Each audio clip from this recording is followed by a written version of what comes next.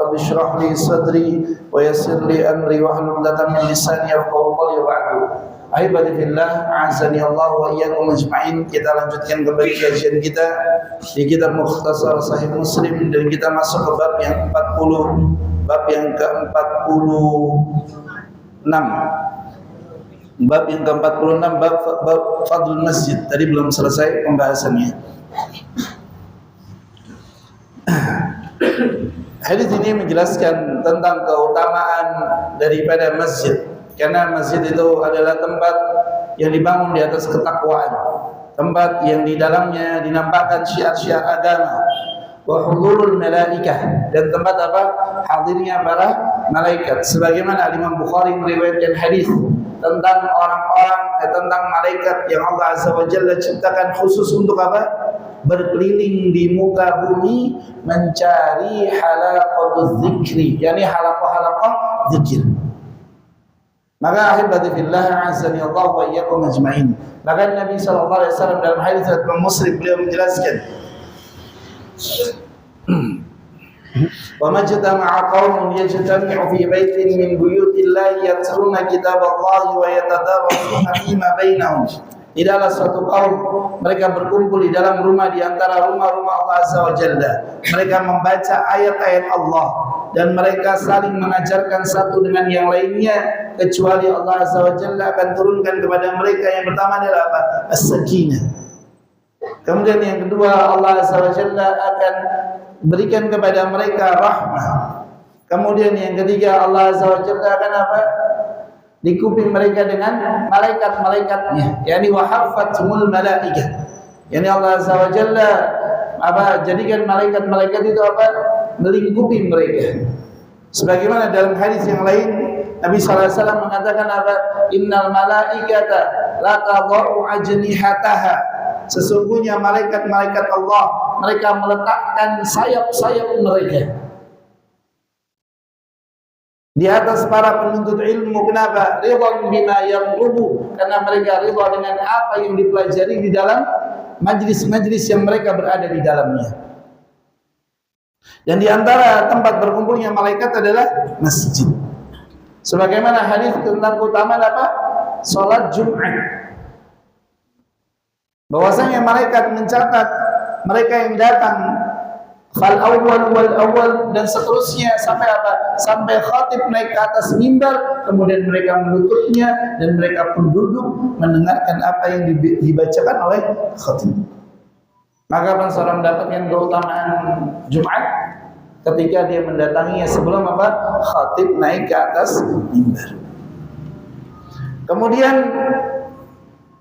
wa akhbara aidan anna al-aswaqa abghadul amakini ila Allah Azza wa Jalla li kathratil halifil kadhibi fiha. Dan hadis ini mengabarkan pula bahwasanya pasar adalah tempat yang paling Allah murkai karena banyaknya sumpah-sumpah palsu. Tadi sumpah dusta. Tenan lalu iki kulaane wis. Padahal iki wis ngepres tenan wis. Oh, iki rego kanca. Enggak usah bilang apa harga teman. Ini tanah jual sekian. Diambil alhamdulillah, tidak ya sudah. Dan kita apabila kita membeli dari teman, maka pastikan apa? Jangan sampai ada sakwa sangka. Yang penting transaksinya, tentang apa yang dia lakukan, dia berdusta dan seterusnya, itu tanggung jawabnya. Selama transaksinya sah, maka hukumnya menjadi sah. Kemudian wal ghish wal khida', yakni tipu daya. Tipu daya. Pasar itu tempatnya apa? Tipu daya. Ite urip, ya kan? Sakit-sakitan bisa dibikin apa? Bergas. Buah yang belum matang bisa di apa? Bisa diakali sampai jadi apa? Matang. Daging yang kempes bisa dijadikan apa? Tebel. Masya Allah. Ditimbang wabot era mengangkat, begitu dimasak banyu kok metu. La haula wala quwata illa billah. Lihat. Maka pasar itu menjadi tempat yang Allah murkai. Kenapa? Karena banyak yang tipu daya. Maka pentingnya mereka yang jual beli di pasar memahami tentang agama. Karena itu Umar bin Khattab radhiyallahu taala mengatakan tidak boleh ada yang jual beli di pasar kami kecuali mereka yang memahami tentang riba, kata beliau radhiyallahu taala. Maka mereka yang paham tentang riba, mereka nggak akan melakukan apa? Tipu daya. Tidak akan melakukan apa? Tipu daya. Ustaz, bagaimana kalau buah dikarbit, Ustaz? Itu masuk tipu daya enggak? Enggak. Kenapa enggak? Sudah matang, baik. Contoh di sana ada buah wortel. Wortel itu bukan berasal dari wortel, tapi rasanya seperti wortel. Disebut sebagai apa? Baby carrot. Ini bayi wortel. Ya kan, wortel kecil-kecil langsung dimakan. Dan bagaimana pasar itu, subhanallah. Karena itu hendaknya berhati-hatilah mereka yang jual beli di pasar, dan hendaknya mereka yang jual beli di pasar mereka memahami tentang apa hukum-hukum terkait tentang riba. Wal ghaflati an dzikrillah azza wa jalla, dan apa tempat yang lalai daripada berzikir kepada Allah azza wa jalla. Pasar itu kalau nongkrong aja 2 jam di pasar isinya apa? Wah, masya Allah. Wa ikhlafil wa'di, dan apa menyelisihi janji. Sesok tak tukune, sesok ora teko. Subhanallah. Wasu'il muamalah, dan apa muamalah yang buruk. Di pasar itu adalah tempat muamalah yang buruk. Maka hendaknya mereka yang jual beli di pasar adalah mereka yang paham tentang agama. Contoh para ulama yang mereka menjadi pedagang, Abu Hurairah radhiyallahu taala. Al-Imam Abu Hanifah, Al-Imam Abu Hanifah. Kemudian siapa lagi? Muhammad bin Sirin. Kemudian siapa lagi? Di antaranya adalah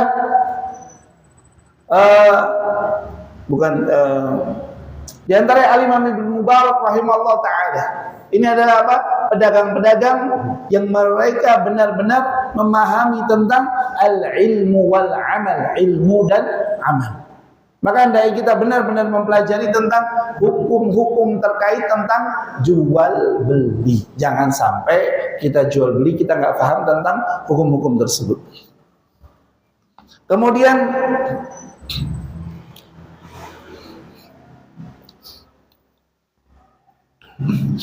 bahkan sebagaimana tadi yang saya sampaikan, kenapa masjid itu menjadi tempat yang paling Allah cintai? Karena dibangun di atas ketaatan. Kemudian kenapa pasar menjadi tempat yang paling Allah murkai? Karena ma yaqa'u fiha minadz-dzunubi wal atham. Karena apa yang terjadi di dalamnya daripada dosa-dosa dan perbuatan-perbuatan tercela. Jadi bukan tempatnya, tapi apa? Karena banyaknya dosa dan perbuatan tercela yang ada di dalam pasar. Ustaz, kalau pasarnya tidak ada perbuatan itu, apakah dia menjadi tempat tercela? Maka sebenarnya mengatakan maka hilang illahnya, menjadi tempat yang dimurkai. Tapi kebanyakan pasar seperti itu. Bahkan sampai Muhammad bin Sirin rahimahullah taala, beliau itu apa? Pernah memenjarakan orang. Karena apa? Karena orang ini, yakni berdebat di depan hakim, karena orang ini apa? Bersumpah. Ini karena bersumpah, dan Muhammad bin Sirin rahimahullah ta'ala beliau mengatakan tidak, apa yang dia katakan itu keliru. Yang bersumpah bahwasanya Muhammad bin Sirin berhutang kepadanya 2 dinar, padahal beliau berani apa? Berani merugi 10.000 dinar karena khawatir terjatuh ke dalam apa yang Allah haramkan. Maka ahibati fillah, azani Allah wa iyyakum ajma'in. Dan hadis ini menjelaskan pula tentang apa? Tentang sifat Allah Azza wa Jalla, yakni apa? Al-hubbu wal bughdhu. Yakni sifat cinta dan apa? Murka. Allah Azza wa Jalla memiliki sifat apa?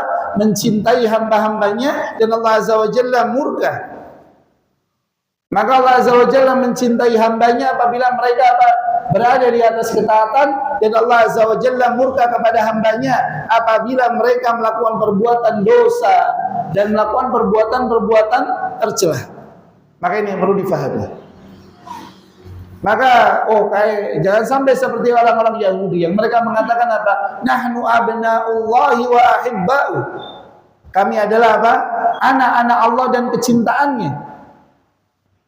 Kemudian Allah katakan, "Qul falima yu'adzibukum." Kalau begitu, kenapa kalian itu diazab oleh Allah Azza wa Jalla bidzunubikum, dengan sebab dosa-dosa kalian? Maka kecintaan Allah itu diperoleh dengan apa? Mengerjakan apa-apa yang Allah Azza wa Jalla cintai. Kemudian keburkaan itu didapatkan dengan apa? Ketika kita melanggar larangan-larangan Allah Azza wa Jalla. Maka ahibati fillah, azani Allah wa iyyakum ajmain. Dan dalam hadis ini terdapat dorongan untuk apa? Luzumul masajidi. Yani senantiasa apa? Melazimi masjid. Ini mencintai masjid, mencintai berlama-lama di dalamnya, mencintai untuk senantiasa apa? Mendatanginya dalam rangka beribadah kepada Allah Azza wa Jalla. Kemudian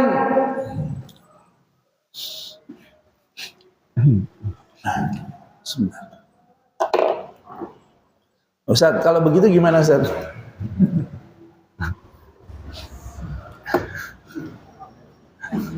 Loh, itu kan sama-sama di masjid, Ustaz.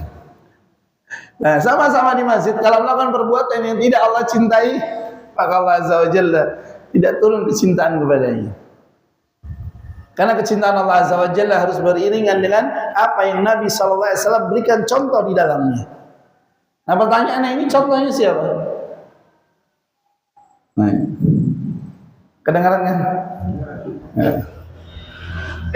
Barakallahu fikum wa assalamualaikum ilaikum. Maka melazimi masjid harus dengan apa? Mengerjakan apa-apa yang Nabi SAW contohkan, bukan dengan menyelisih apa-apa yang Nabi SAW tinggalkan. Maka ahibati fillah, azani Allah wa iyyakum ajma'in. Bahkan hadis ini pun menjelaskan tentang apa? Tentang anjuran untuk menyedikitkan ke pasar illal hajah, kecuali adanya kebutuhan. Kecuali adanya apa? Kebutuhan. Maka kalau memang ada kebutuhan, silakan ke pasar. Kalau tidak ada, maka hendaknya disedikitkan. Nah, saya bakulan Ustaz, jadi saya harus ke pasar. Itu hajat, kebutuhan. Tapi pastikan apa? Memahami tentang hukum-hukumnya. Dan justru ketika antum memahami agama, kemudian antum memberikan contoh kepada pedagang yang lainnya, ini baik. Agar bisa menjadi apa? Barometer. Contoh, bagaimana pedagang yang jujur hari ini sulit didapati. Anak pernah beli apa? Anak pernah beli makanan, nggak taunya apa? Setengahnya tuh nggak bisa dimakan. Anak pernah beli makanan, setengahnya nggak bisa dimakan. Anak pernah beli makanan di pedagang itu, kurma, atasnya aja, ternyata apa? Setengahnya kerdus. Iya, kalau ini apa, air kan, ini kurmanya cuma segini, sisanya kerdus. Masya Allah. Maka hendaknya kita benar-benar apa? Ketika kita punya kemampuan untuk merubah, dengan cara apa? Memberikan contoh bagaimana muamalah yang benar, maka lakukanlah. Apabila antum di pasar punya toko, maka bermuamalah dengan muamalah yang benar, yang jujur, maka nanti akan menjadi apa? Rujukan di dalam muamalah yang benar kepada Allah Azza wa Jalla. Maka jadilah contoh kebaikan, pionir-pionir kebaikan dimanapun kita berada. Karena Nabi SAW mengatakan, ittaqullaha haitsuma kunta. Bertakwalah kamu kepada Allah Azza wa Jalla dimanapun kamu berada. Bahkan sampai-sampai di dalam pasar, hendaknya kita bertakwa kepada Allah Azza wa Jalla.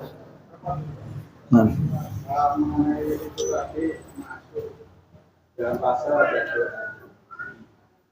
adalah pertemuannya antara dan karena kita kalau masuk ke mall atau ke SPB gimana, perlu membaca Quran atau warung-warung. Nah, barakallahu fikum wa assalamualaikum ilaikum. Apakah apabila kita masuk ke mall, kemudian kita masuk ke SPBU, kita perlu membaca doa seperti doa masuk pasar? Maka jawabannya kalau ke mall iya. Karena mall itu adalah apa? Pasar. Mall itu adalah apa? Pasar. Pasar yang kemasannya apa? Berbeda. Iya.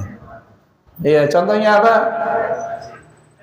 Beli satu gratis dua. Beli satu apa? Gratis satu. Ternyata apa? Itemnya yang beda. Atau bahkan ada apa? Barang yang sudah dibeli tidak boleh dikembalikan. Ya sebenarnya itu sah-sah saja. Ya ini al-bai'u bisyurut, jual beli dengan syarat. Tapi catatannya adalah apa? Barang yang dijual memang benar-benar layak dan dijelaskan tentang kondisinya. Maka barang yang dijual hendaknya layak sesuai dengan kondisi. Maka masuk mall membaca doa sebagaimana masuk pasar. Kalau SPBU itu pasar atau bukan? Bukan. SPBU itu bukan. Maka SPBU bukan masuk kategori pasar. Ustaz, di dalamnya ada minimarket, Ustaz. Nah, kalau masuk minimarketnya selama di situ sudah jelas tidak mengapa. Kalau anak Palembang itu pernah. Jadi antum hati-hati, ini wong kita galuh. Ya. Ini barang yang di display. Harganya 7.500. Begitu kita bayar jadi berapa? 20.000. Di displaynya 7.500. Begitu kita bayar ke kasir jadi 20.000. La haula wala quwata illa billah. Ini hati-hati antum kalau di Sumatera. Apa? Pasar online Shopee. Nah, pasar online Shopee, apakah kita sama? Nah, hendaknya kita membaca apa? Doa. Karena dikhawatirkan kita terjatuh ke dalam yang namanya apa? Ghish, tipu daya, atau kita dibodoh-bodohi. Contoh apa? Sofa 500.000 yang datang apa? Sofa mini. Sofa U 500.000 yang datang apa? Mini. Subhanallah. Atau handphone harga apa? Harga 10.000. Begitu dibuka ternyata apa? Coklat Superman. Astagfirullahaladzim. Maka kita benar-benar berhati-hati. Pasar itu yang dijelaskan oleh para ulama adalah tempat. Tapi bisa pula apa? Sifat-sifat yang menyertai suatu tempat yang dia menjadi apa? Seperti pasar. Yang di situ apa? Dusta. Kemudian di dalamnya ada hal-hal yang sifatnya ketidakjelasan, riba di dalamnya. Nah, maka dari kita berhati-hati. Maka kalau antum itu apa mau buka Shopee, hendaknya berdoalah antum. Biar antum tidak apa tertipu, benar. Antum kalau nggak waspada yang datang adalah apa? La haula wala quwata illa billah. Antum hendaknya benar-benar apa? Benar-benar memohon kepada Allah Azza wa Jalla kemudahan dalam bertransaksi, baik di pasar yang sifatnya offline maupun pasar yang sifatnya online. Dan jangan lupa, jangan dibawa pasar-pasar online itu ketika antum iktikaf di masjid. Anak pernah iktikaf di mana itu? Masya Allah, nada deringnya apa? Shopee, la haula wala quwata. Subhanallah, ini lagi iktikaf, la haula wala quwata illa billah. Maka hendaknya apa? Antum berhati-hati terkait tentang apa? Terkait tentang pasar. Pasar di sini adalah bisa jadi tempat, bisa jadi apa? Suatu keadaan atau kondisi yang dia menyerupai sifat-sifat pasar. Apa? Nah, apakah membayar kitab itu termasuk jual beli? Nah, kalau membayar hutang tidak.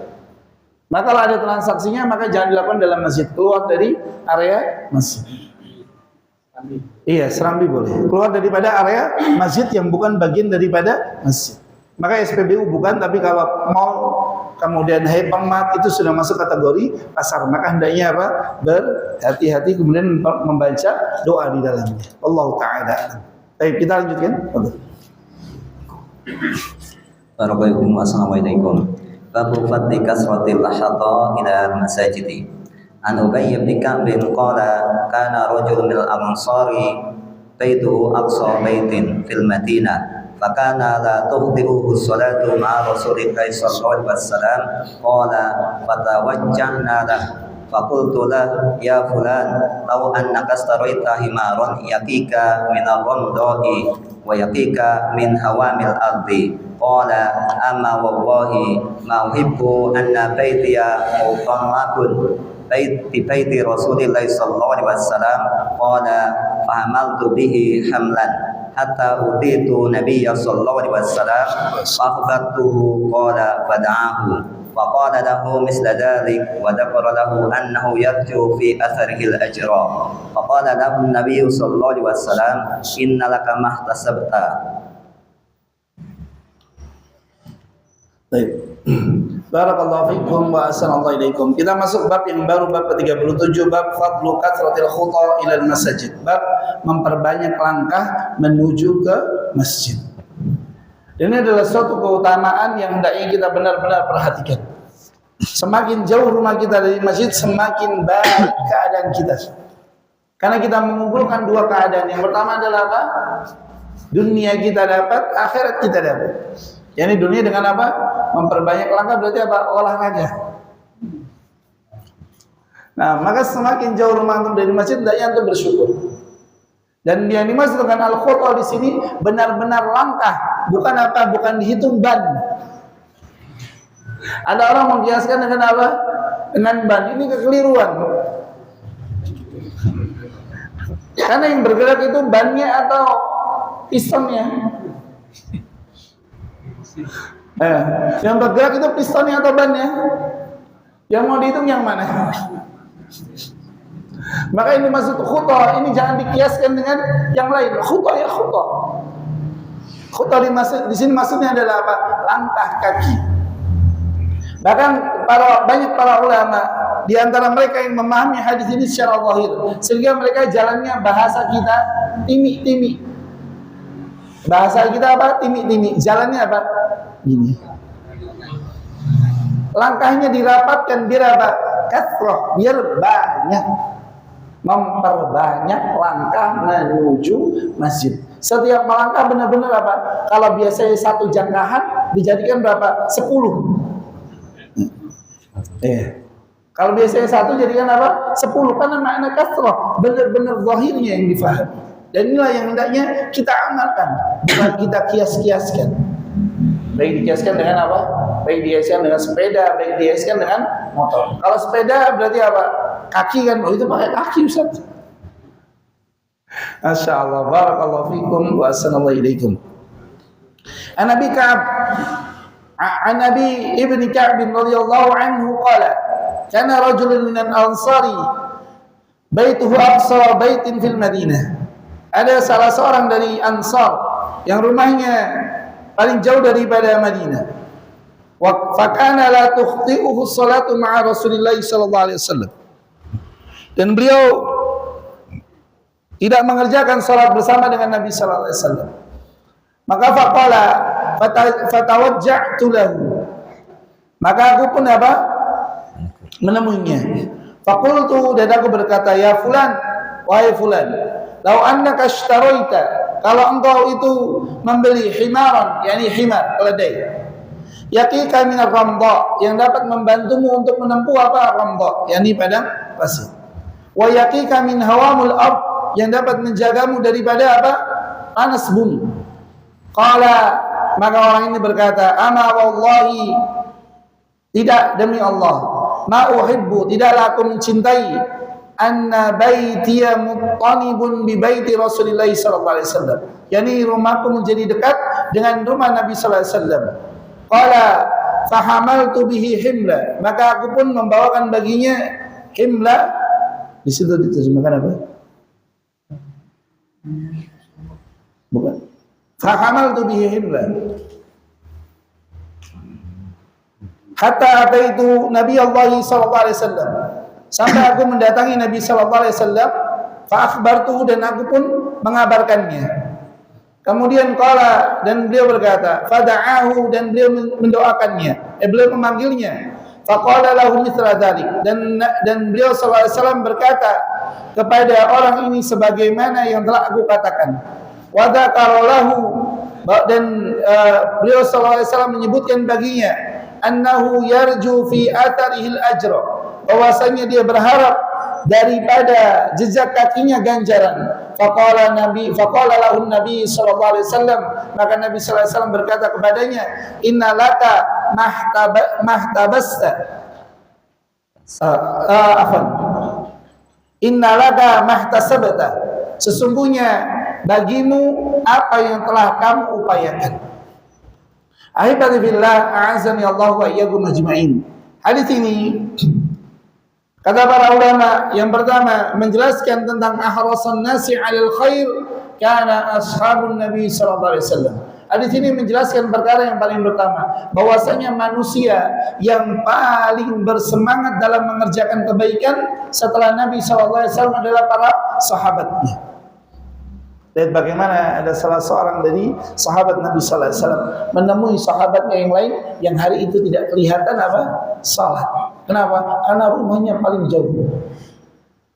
Kemudian menasihatkan kepadanya, kenapa enggak beli himar aja, keledai yang dapat memperingan dan dapat menjaganya daripada keburukan-keburukan, baik karena panas, hujan dan seterusnya. Ini lihat bagaimana mereka bersemangat memberikan nasihat-nasihat kebaikan kepada saudara ini yang lain. Kemudian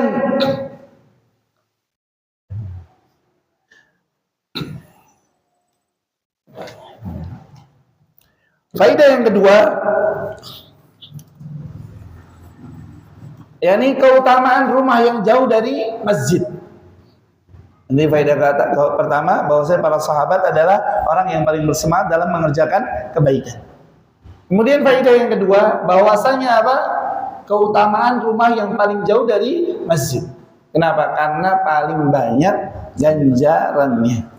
Kalau dia melakukan sebagaimana dilakukan oleh sahabat. Ini faedah ketiga, memperbanyak langkah menuju ke masjid. Kalau bisa ke masjid itu jangan jangan naik kendaraan. Kalau bisa kasratul khutam. Ini memperbanyak langkah. Kalau bisa memperbanyak langkah. Ustaz, kalau mau kajian dari rumah ke sini jalan kaki gempor, Ustaz. Yang dimaksud itu adalah masjid yang dekat rumah, bukan masjid yang jauh. Barakallahu fikum wa assalamu alaikum. Kemudian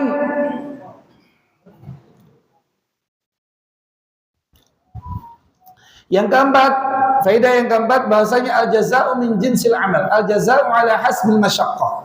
Yani yang keempat, ganjaran itu berbanding lurus dengan kesulitan di dalam meraihnya.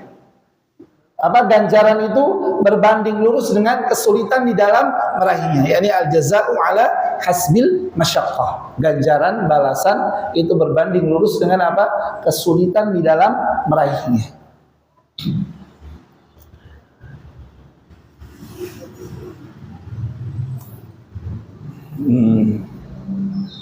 Kemudian yang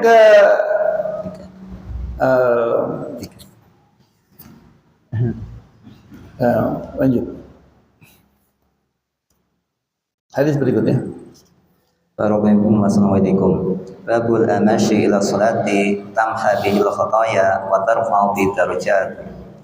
An Abi Hurairah radhiyallahu anhu qala Rasulullah sallallahu alaihi wasallam, man tatahhara fi baitihi thumma masya ila baitin min buyutillah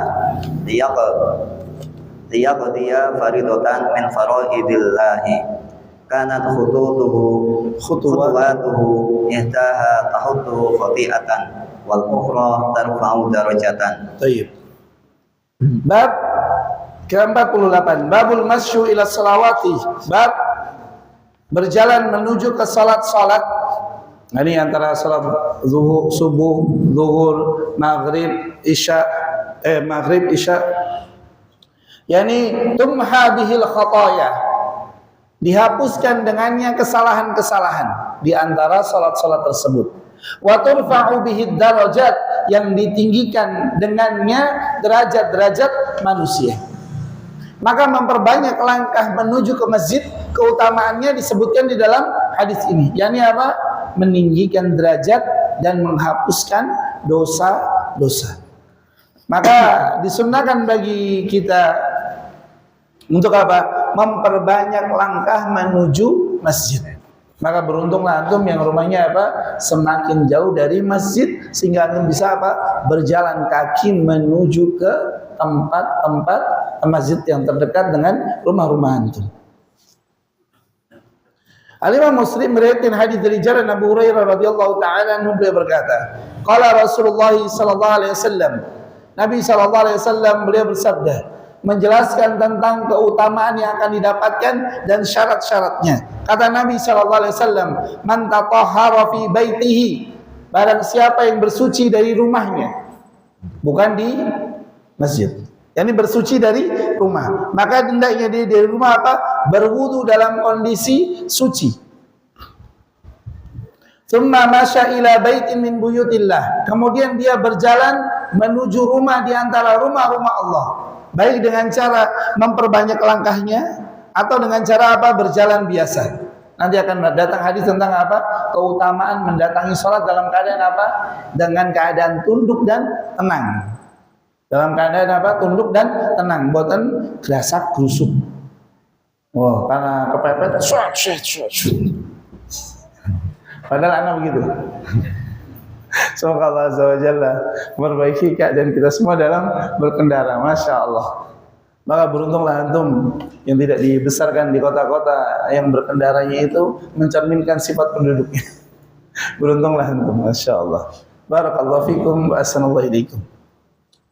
Liyaqdiya fardhatan min faraidillah. Niatnya mendatangi masjid itu apa? Untuk menunaikan salat yang wajib daripada kewajiban-kewajiban yang Allah tetapkan. Maka hukum asalnya salat di masjid adalah untuk apa? Wajib. Sebagaimana dikatakan, afdhalu salatir rajuli fi baitiha illal maktubat. Sebaik-baik tempat salat bagi seseorang, sebaik-baik salat itu dikerjakan di sebaik-baik salatnya seseorang itu dikerjakan di rumahnya kecuali salat yang wajib. Maka masjid itu tempat mengerjakan salat wajib. Sunnahnya di mana? Rumah-rumah kita. Sunnahnya rumah-rumah kita. Maka niatnya mendatangi tempat ini, masjid ini dalam rangka apa? Mengerjakan salat yang wajib. Maka kata Nabi sallallahu alaihi wasallam, kanat khutuwatuhu ihdahuma tahuttu khati'atan. Maka satu langkah daripada langkah-langkah yang dia lakukan akan menghapuskan satu kesalahan. Jadi satu langkah satu kesalahan, dua langkah dua kesalahan, tiga langkah tiga kesalahan, empat langkah empat kesalahan. Ustaz, anak enggak punya kesalahan, Ustaz. Masya Allah. La haula wala quwata illa billah. Anak udah puasa apa? Ramadan. Kemudian apa? 6 hari Syawal. Kemudian apa? Dzulhijjah, Dzulqa'dah. Kemudian apa? Dzulhijjah. Kemudian apa? Muharram. Masya Allah. Berarti apa? Sudah dihapuskan dosa-dosa anak, Ustaz. Antara satu salat dengan salat yang lain apa? Menghapus dosa-dosa, Ustaz. Maka bagaimana menjawabnya? Al-Imam An-Nawawi rahimahullah ta'ala dalam Majmu' dalam Al-Minhaj beliau menjelaskan tentang hadis yakni terkait tentang apa? Dihapuskan dosa-dosa. Maka apabila dia tidak memiliki dosa, beliau berkata apa? Apabila dia tidak memiliki dosa, maka Allah Azza wa Jalla akan lipatkan ganjarannya menjadi kebaikan-kebaikan yang bertambah baginya. Kalau dia nggak punya dosa, beliau berkata, apabila dia tidak mempunyai dosa, maksudnya apa? Dosanya sudah dihapuskan. Lihat pembahasan ini sudah dibahas oleh Imam An-Nawawi rahimahullah ta'ala 800 tahun yang lalu. Maka ada yang bilang ilmunya khalaf, ilmunya masyarakat yang belakangan itu lebih alim daripada khalaf, ini namanya apa? Mimpi. Tidak mungkin. Khalaf itu, salaf itu lebih apa? Lebih faqih dan lebih selamat. Adapun khalaf itu lebih banyak ketergelinciran di dalamnya. Maka ahibati fillah, azani Allahu wa iyyakum ajma'in. Maka apabila antum bilang punya keyakinan seperti itu, berarti apa? Antum harus yakini juga apa? Allah Azza wa Jalla akan lipat gandakan kebaikan-kebaikan antum. Barakallahu fikum wa assalamualaikum ilaikum. Kemudian kata Nabi sallallahu alaihi wasallam, wal ukhra tarfa'u darajatun. Dan langkah yang lain meninggikan derajat. Satu kesalahannya dihapus, satu kedudukannya di derajatnya ditingkatkan. Semakin banyak langkahnya, semakin banyak dosa dihapuskan, semakin tinggi derajatnya di sisi Allah Azza wa Jalla. Maka ahibadillah, azani Allah wa iyyakum ajmain. Maka syarat yang perlu kita perhatikan, yang pertama adalah apa? Bersuci. Maka apa? Bersuci. Bersucinya dari mana? Rumah. Bersucinya dari rumah. Maka kalau antum haji dan umrah, dari mana? Dari hotel tempat antum tinggal. Antum bersuci dari sana. Kemudian apa? Menuju ke rumah Allah Azza wa Jalla. Niatnya dalam rangka mengerjakan yang wajib-wajib. Nah, kalau kita haji dan umrah, apa yang harus kita lakukan? Perbanyak seluruh sholat di Masjidil Haram dan Masjidil Nabawi, karena keutamaan dua tempat tersebut. Kemudian yang ketiga, yakni maka yang ketiga niatnya adalah mengerjakan yang wajib. Baru dia akan dapat apa yang Nabi SAW janjikan baginya, yakni ditinggikan derajatnya dan dihapuskan dosa-dosanya. Maka hadis yang mulia ini memiliki beberapa faidah. Di antara faidahnya adalah al-masyu ilal masajidi sababun litakfiril khati'ati wa raf'ud darajati. Berjalan menuju ke masjid, berjalan, bukan apa? Berkendara. Karena masyian itu alal aqdam, berjalan itu apa? Menggunakan kaki. Adapun kalau rakiban alal hafilati, berkendara itu apa? Di atas kendaraan, baik sifatnya yang hidup maupun sifatnya yang mechanical, teknologi. Baik yang sifatnya apa? Sifatnya apa? Makhluk hidup ataupun teknologi. Maka al-masyu ilal masjid, berjalan menuju masjid sebab diampuni dosa-dosa dan ditinggikan derajat. Kemudian faedah yang kedua, at-targhibu fil muhafadhati ala luzumil jamaah, yakni dorongan untuk senantiasa menjaga salat berjamaah di masjid.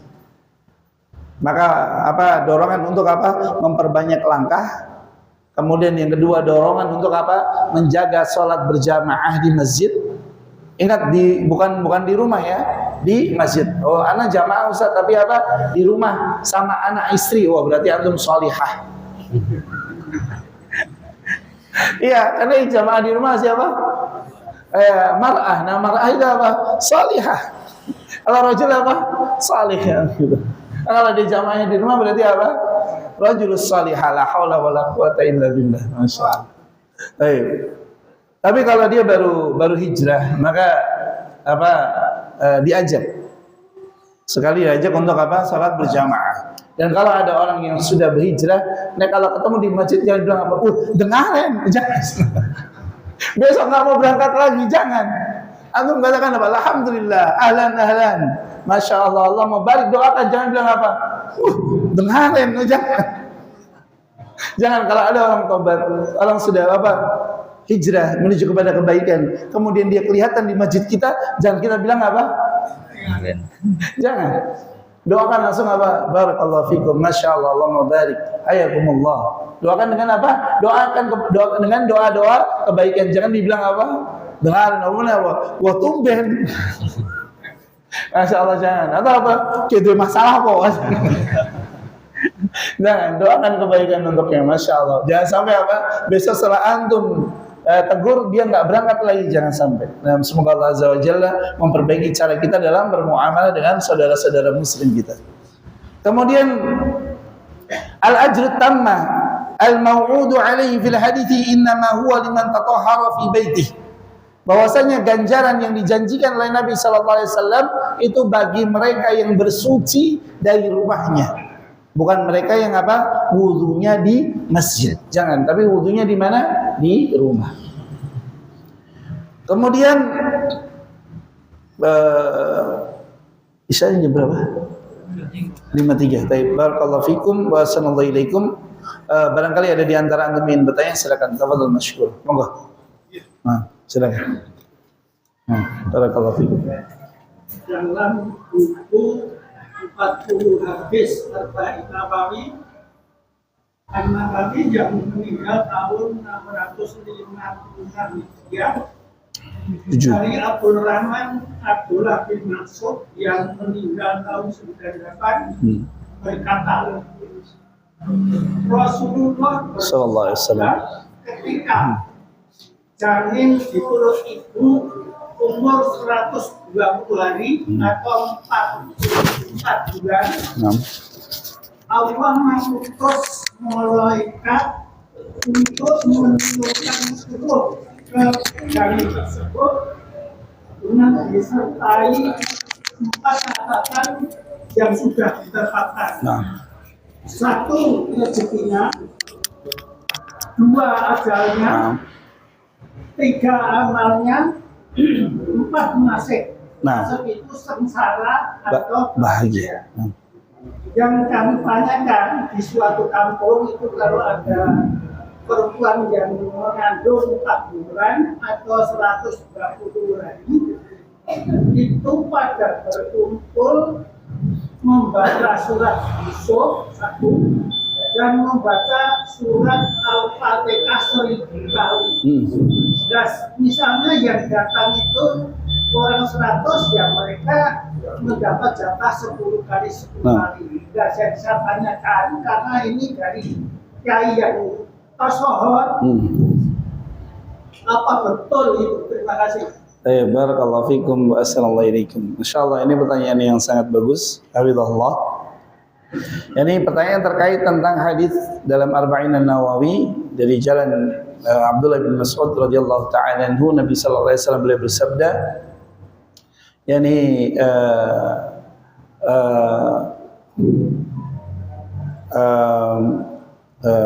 tujma'u khalquhu fi baiti ummihi 40 yawman nutfatan ثم يكون علقة مثل ذلك ثم يكون مضغة مثل ذلك ثم يرسل إليه الملك. Yani sungguhnya manusia itu diciptakan dalam perut ibunya 40 hari dari mani, kemudian menjadi segumpal darah, kemudian menjadi segumpal daging, kemudian setelahnya apa? Allah tiupkan ruh, kemudian ditetapkan 4 perkara di dalamnya.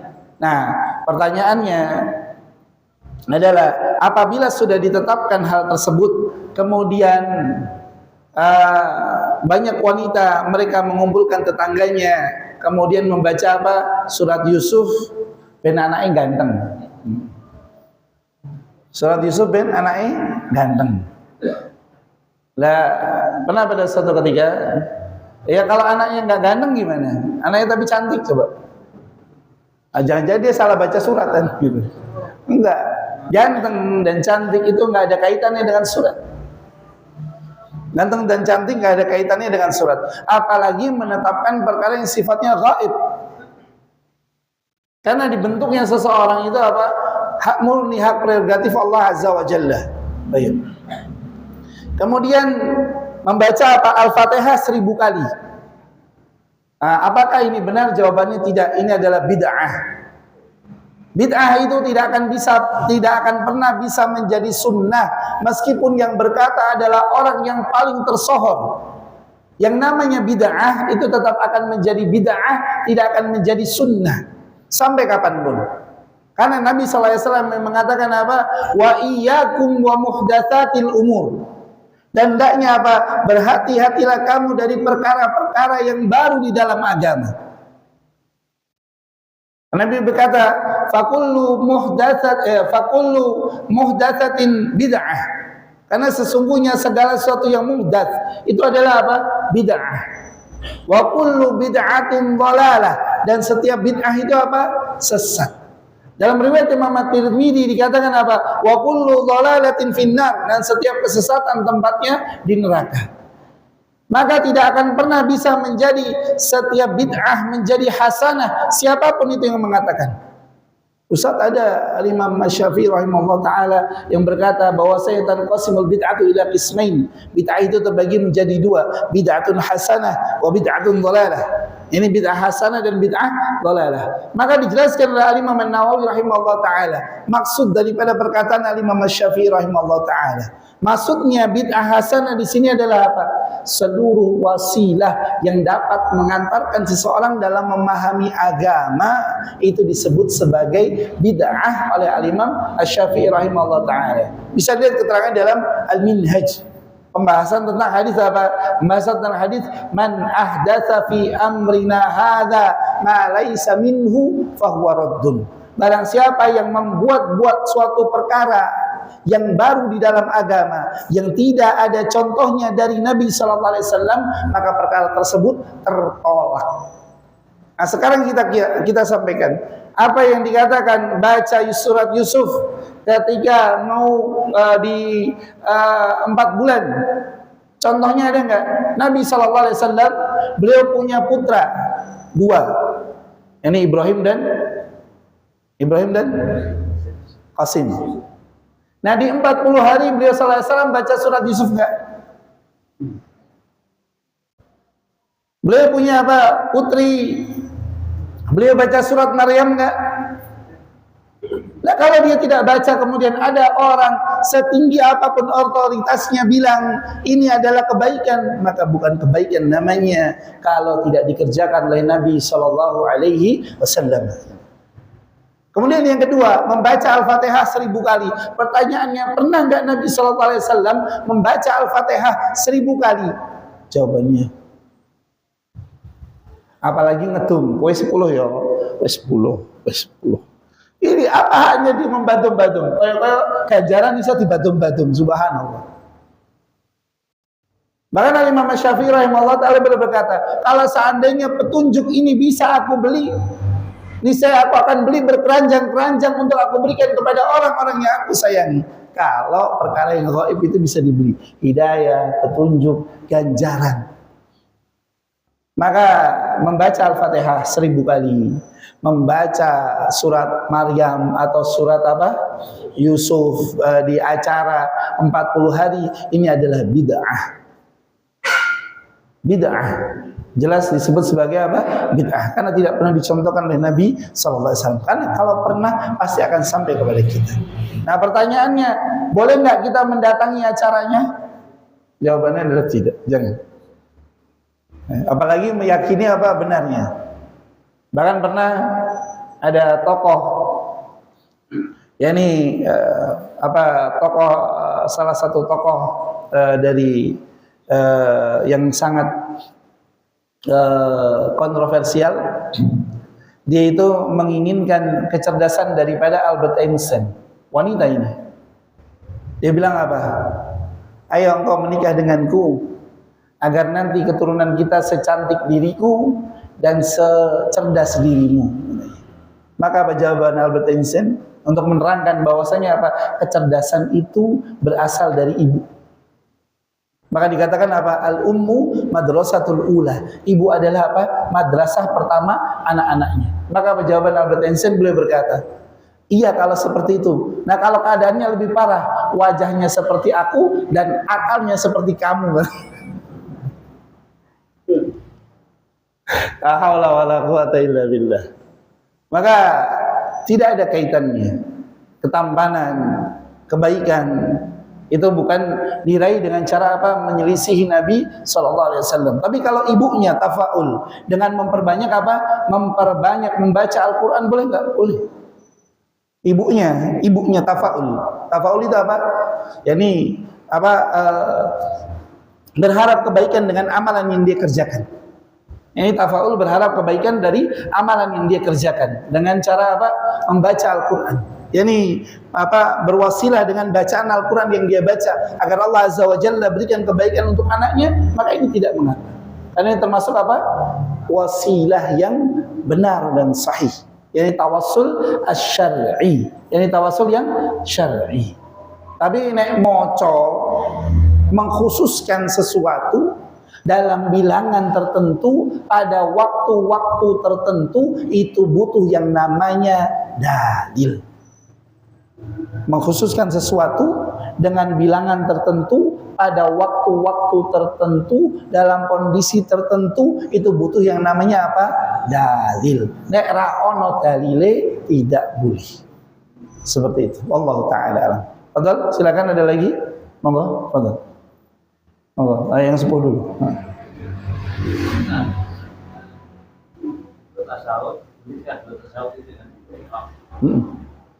Baik. Boleh tidak duduk tasyahud dengan duduk iq'a? Jawabannya tidak boleh. Para ulama mengatakan la yajlisu tasyahud bil iq'a. Tidak boleh duduk tasyahud dengan iq'a. Yang boleh duduk iq'a itu adalah apa? Al-jilsatu baina sajdatain. Duduk di antara dua sujud yang boleh dengan duduk iq'a. Apa duduk iq'a? Duduk dengan apa? Bertumpu pada tumit. Dua tumit dijadikan satu, kemudian diduduki, itu disebut sebagai apa? Duduk iq'a namanya. Jadi ini tumit ditegakkan, kemudian kita duduk di atas tumit ini, itu disebut sebagai apa? Duduk iq'a. Duduk itu hanya boleh untuk apa? Duduk di antara dua sujud. Tidak boleh untuk apa? Duduk tasyahud. Para ulama memakruhkan. Kenapa? Karena tidak pernah Nabi sallallahu alaihi wasallam disebutkan duduk tasyahud dengan duduk iq'a. Nah, seperti itu. Baik. Bahkan ada yang mengatakan apa? Tidak boleh. Ada yang mengatakan makruh, ada yang mengatakan tidak boleh. Tapi tidak ada yang membolehkan. Seperti itu. Sebagaimana disebutkan oleh Syalbani dalam sifat salatnya. Allah Taala. Betul. Salah. Nah.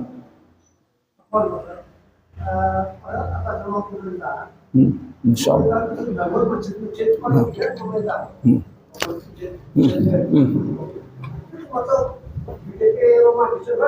Masya Allah, Allah mubarik.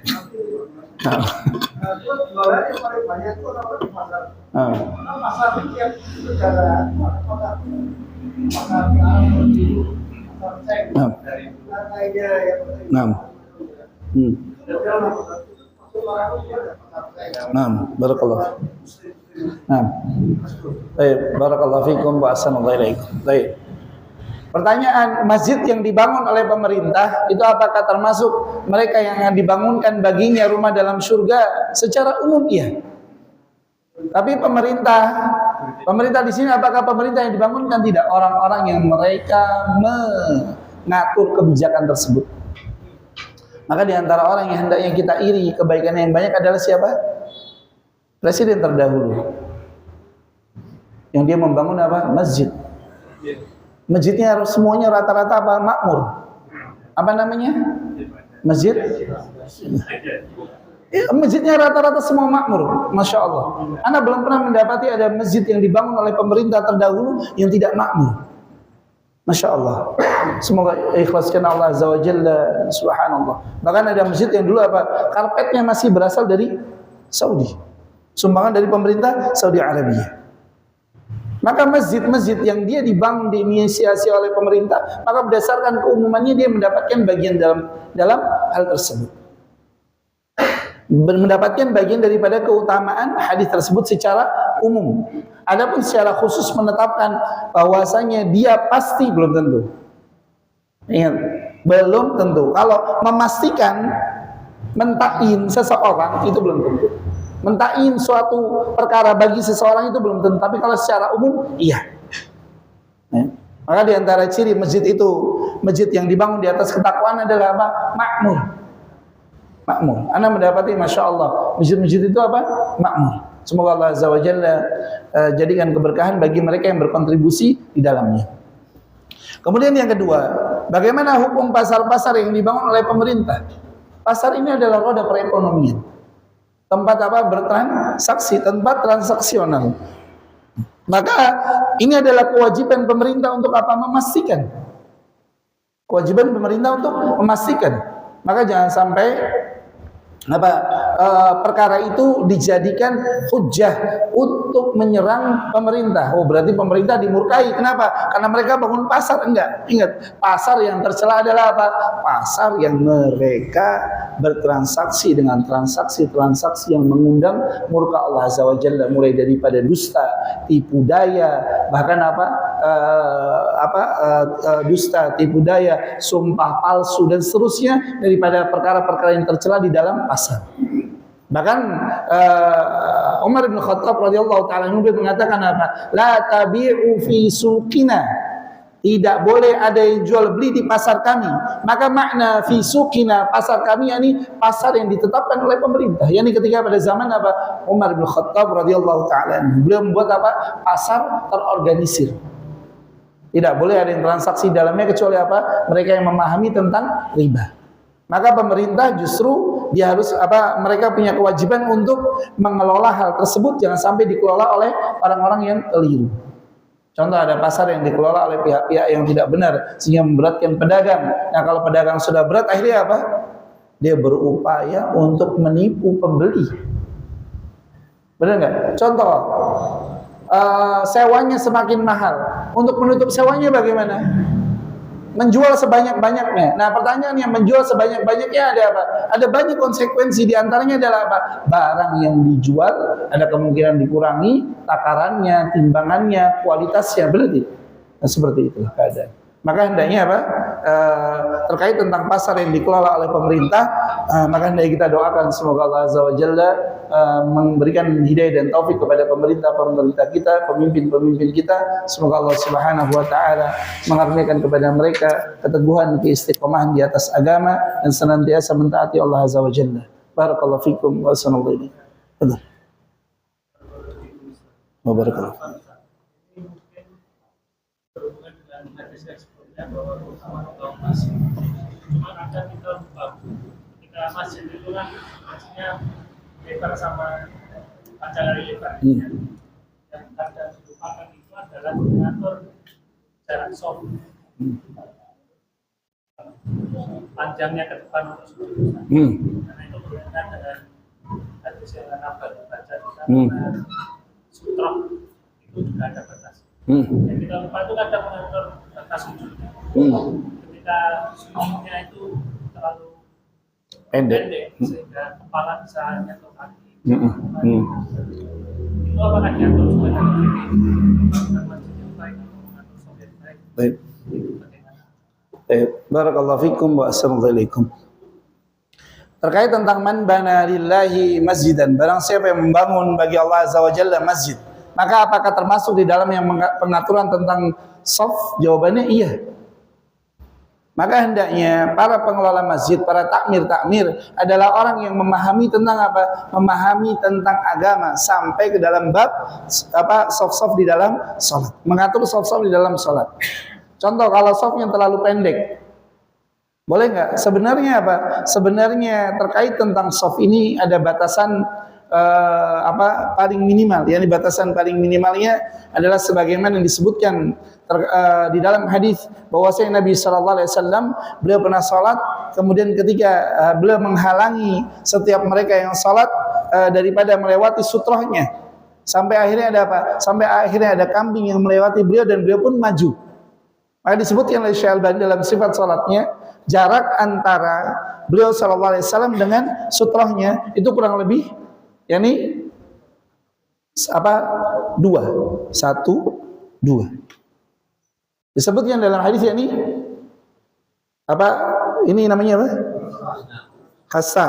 Nah, 2 hassa, 1, 2. Itu jarak minimal. Dan hendaknya kita perhatikan terkait tentang sujud. Jangan sampai sujud kita seperti orang push up.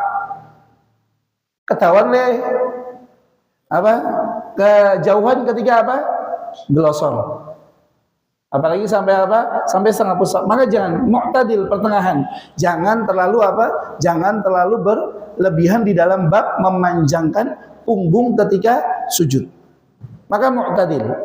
Karena nanti kita akan dapati keadaan-keadaan yang sulit sehingga kita tidak nyaman ketika kita berada dalam kondisi-kondisi yang memang tidak memungkinkan. Karena kadang-kadang kita sholat di tempat-tempat yang memang sutrohnya, jarak antara softnya belum diatur, sehingga Masya Allah. Maka bagaimana kita menyikapinya? Kadar minimal dalam sujud adalah apa? Jauhnya siku ini daripada lambung. kemudian jauhnya lambung daripada paha. Maka kalau sudah terpenuhi kadar minimal dalam sujud apa? Siku ini jauh dari lambung, lambung ini jauh dari paha, itu sudah sempurna sujud. Itu sudah apa? Sujud yang sempurna. Nah, kalau yang sempurna lagi sampai apa? Sampai anggota belakangnya, yakni bagian belakangnya lebih tinggi dari kepalanya. Tapi kalau memang tidak memungkinkan, minimal adalah apa? Menjauhkan antara paha dengan lambung, kemudian tangan ini dari lambung. Itu kadar paling minimal. Dan batasan tadi jarak dalam sutra salat, di dalam shaf salat itu minimal adalah 2 dhira', 1, 2. Yani tangannya siapa? Pertengahan daripada laki-laki. Jadi tidak yang paling tinggi, tidak yang paling pendek. Yani pertengahan. Sehingga apa? Jaraknya bisa konsisten. Maka disebut sebagai dhira' untuk mengukur. Yani mereka yang tangannya pertengahan, tidak terlalu tinggi, tidak terlalu pendek. Contoh, masyarakat Indonesia rata-rata tingginya berapa? 165 sampai 1. Nah, dia ambil yang pertengahan. 165, 170 itu sudah cukup untuk mengatakan mengukur 1 dhira'. Sebagaimana 1 mud. 1 mud itu bagaimana mengukurnya? Tangan laki-laki dewasa yang pertengahan, tidak yang besar banget, tidak yang kecil banget. Maka 1 tangan, 1 tangkup tangan laki-laki dewasa. Itu sudah bisa disebut sebagai 1 mud. Seperti itu. Nah, barakallahu fikum wa assalamualaikum. Maka hendaknya kita sebagai pengelola masjid, yarhamukallah, hendaknya perhatikan terkait tentang hukum-hukum di dalam masjid. Contoh kita buat stiker. Kemudian terkait tentang apa? Janganlah kamu duduk sampai kamu sholat 2 rakaat. Keutamaan apa? Sholat tahiyatul masjid. Kita jelaskan sehingga apa? Kita tidak perlu mengulang-ulang apa? Penjelasan. Sehingga mereka yang masuk sudah memahami kalau masuk masjid bagaimana sholat.